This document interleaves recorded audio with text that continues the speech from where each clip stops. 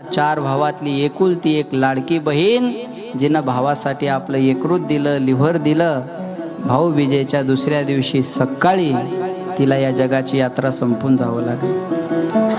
आज भाऊ जिवंत आहे आणि जिनं यकृत दिलं तिला या जगाची यात्रा संपून जावं लागलं. काय करते बहीण भावासाठी, यासाठी मी तुम्हाला एक सत्य घटना सांगणार आहे. रक्षाबंधनही आहे आणि आज भावासाठी उपवासाचाही दिवस आहे. घडलेली घटना आहे, सत्य घटना आहे. शेतकरी कुटुंब आहे, एक शेतकरी कुटुंब आहे, शेती व्यवसाय करून जगणारं कुटुंब आणि नंतर हॉटेलिंगच्या व्यवसायाकडे वळलेलं कुटुंब. विदर्भामधलं बुलढाणा जिल्ह्यातलं देऊळगाव राजा तालुका आणि त्या तालुक्यामधलं एक अंढेरा नावाचं गाव आणि त्या अंढेरा गावामध्ये एक नागरी कुटुंब राहत होतं. बघा, आता काही दिवसापूर्वी घडलेली घटना आहे. भावाचं नाव रमेश नागरे आणि त्या रमेश नागरेला पोटाचा विकार सुरू झाला 2019 मध्ये. पोटाचा विकार सुरू झाल्यामुळं त्याचं निदान करत असताना त्याचं निदान लागत नव्हतं, म्हणून त्यांना मुंबईसारख्या ग्लोबल सारख्या हॉस्पिटलमध्ये नेलं आणि ग्लोबल हॉस्पिटलमध्ये नेल्याच्या नंतर तिथे त्यांच्या त्या रोगाचं निदान झालं आणि तिथल्या तज्ज्ञ डॉक्टरांनी सांगितलं की तुम्हाला यकृताचा आजार आहे आणि तुम्हाला जर जगायचं असेल तर तुम्हाला कोणीतरी यकृत द्यावं लागेल. लिव्हर यकृत, त्याला इंग्रजीमध्ये लिव्हर म्हणतात, मराठीमध्ये यकृत म्हणतात. तुमचा लिव्हरचा त्रास आहे आणि तुम्हाला जर या जगात जगायचं असेल, राहायचं असेल तर तुम्हाला यकृताची गरज आहे. पण कोण देणार महाराज यकृत, आहे का? कोण द्यायला तयार होणार? अरे आपलं यकृत द्यायचं म्हणल्यानंतर त्या देणाऱ्याला पण भीती आहे ना, कोण देणार? म्हणून असं सांगतात ते रमेश नागरे जे होते ना, 4 भावंड, 4 भावंड आणि त्या 4 भावंडात त्यांना एकुलती एक बहीण होती दुर्गा नावाची. दुर्गा अरुण धायतडक तिचं नाव, दुर्गा अरुण धायतडक तिचं नाव. आणि एकुलती एक बहीण आणि सर्वात लहान बहीण. मला सांगा, बहीण सर्वात लहान आहे आणि 4 भावात एकच बहीण आहे, पण तिचा लाड कमी असेल का? लाडकी बहीण होती. यकृत कोणी द्यायचं? ब्लड ग्रुप कोणाचाही मॅच होत नव्हता, ओ पॉझिटिव्ह ब्लड ग्रुप लागत होता.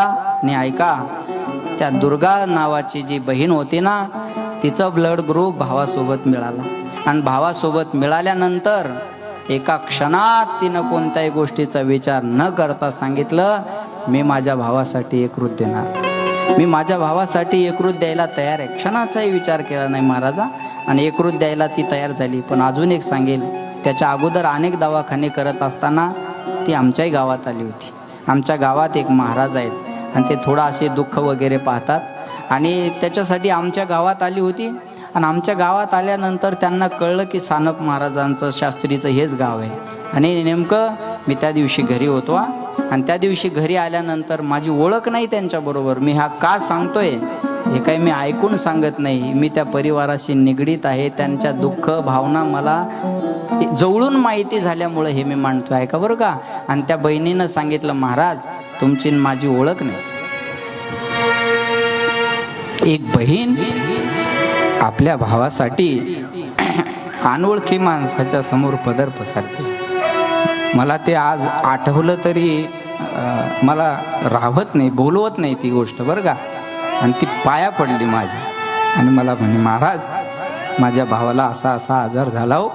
अनेक दवाखाने केले आम्ही, अनेक दवाखाने केले, पण त्याचा रोग बरा होत नाही. आम्हाला असं कळलं की तुमच्या गावातले महाराज आजार बरे करतात, मग जाऊन येऊ का आम्ही त्यांच्याकडे? अहो म्हटलं, तुमची श्रद्धा असेल तर तुम्ही जाऊन या ना, जाऊन या तुम्ही.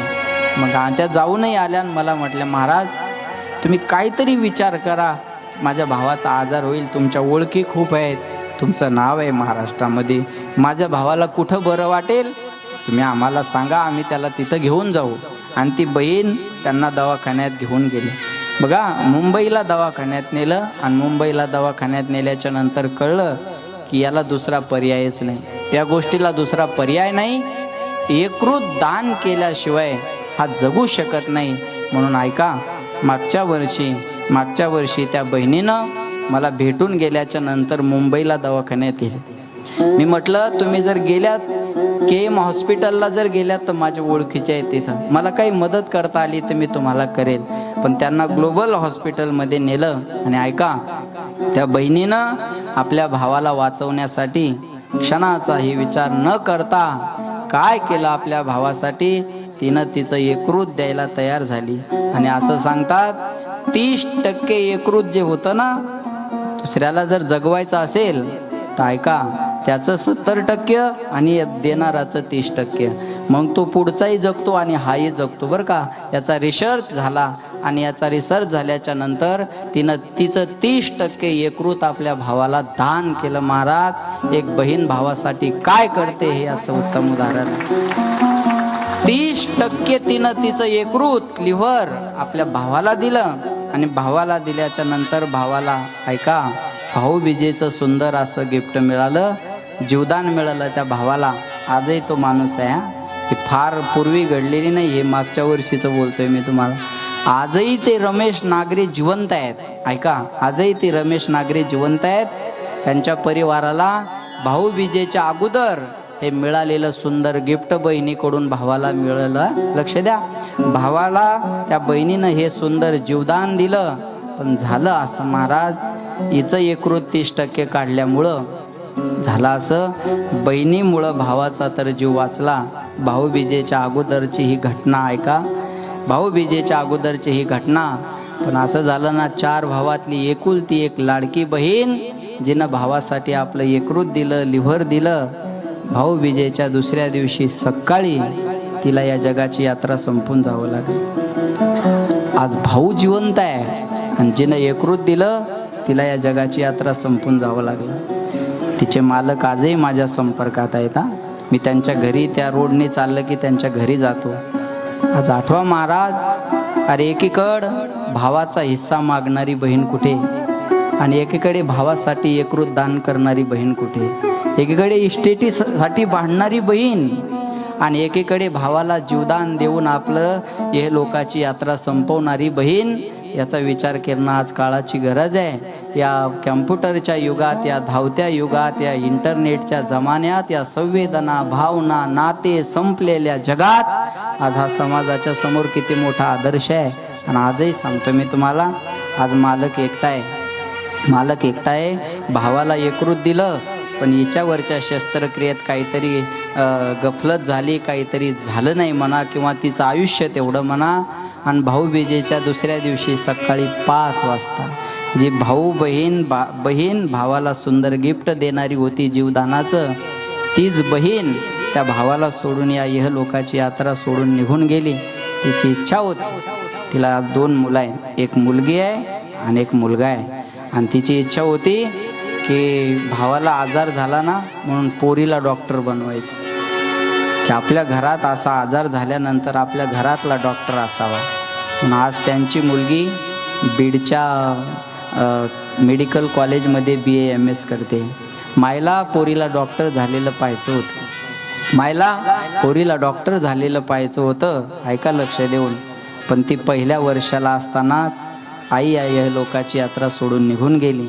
मला सांगायचं हे आहे दादा, आज हे नातं या समाजासोबत खूप मोठा आदर्श देणार आहे, खूप मोठा आदर्श देणार आहे बरं का. म्हणून त्या मालकानं आजही तिचा घरामध्ये एवढा मोठा फोटो बनवून लावला, पत्नीचा एवढा मोठा फोटो बनवून लावला. आणि आजही त्यांनाची तरुण वयात पत्नी जाण्याचं दुःख काही सामान्य आहे का. पण ऐका, बहीण जेव्हा भावाला यकृत द्यायला तयार झाली तेव्हा त्या मालकानं सुद्धा विरोध नाही केला बरं का. म्हणून त्यांचे उपकार मानले पाहिजे परिवाराने. त्या मालकानं विरोध नाही केला की तू यकृत द्यायला तयार झाली पण तुझं काय होणार. मालकानं विरोध नाही केला का, ते आजही परमार्थिक जीवन जगणारे आहेत महाराज, आजही परमार्थिक जीवन जगणारे आहेत. मला सांगायचं हेच आहे, आज विचार करणं गरजेचं आहे. एकीकडे हा काळ बहीण भावाचा, लक्ष देऊन ऐका. म्हणून आज भावासाठी बहीण उपवास करणारे आहे ना. मला पहिली गाडी घ्यायची होती ना, तेव्हा मला आज आठवलं तरी भरून येते की तेव्हा आमचे भाऊजी असतील, बहिणी असतील, कुठं पैसे आणि बिशे काय होते. म्हणून ते पहिली मदत आमच्या बहिणी, आमची भाऊजी यांनी केली होती. महाराज तुम्हाला फिरायचं आहे, गाडी नाही. मला सांगायचं हेच आहे की आज बहीण भावासाठी सर्वस्वाचा त्याग करायला तयार आहे. म्हणून भावालाही माझी विनंती आहे, तुम्ही या जगात सगळे नाते विसरले तरी चालतील, पण एक आई वडिलाचं आणि एक बहिणीचं. आपली बहीण किती जरी गरीब असली, आपली बहीण किती जरी गरीब असली तर श्रीमंत भावानं तिला विसरता कामा नये. भाऊबीज असेल, रक्षाबंधन असेल, अरे मी सांगेन तुम्हाला, आज कधी बी विचार करा बरं का, आपली बहीण जेवढं आपल्यासाठी करेल, अरे एक बहीण एकरूप देऊ शकते तर हे कोण करणार आहे महाराजच्या जगामध्ये? कोणी करणार नाही बघा. म्हणून मलाही 3 बहिणी आहेत, पण मीही घरात सगळ्यात लहान आहे, पण लहान असताना सगळ्यांचं प्रेम आहे. पण माझी विनंती राहील तुम्हाला की आपण आपल्या बहिणीला किती मोठं झाले तर विसरू नका.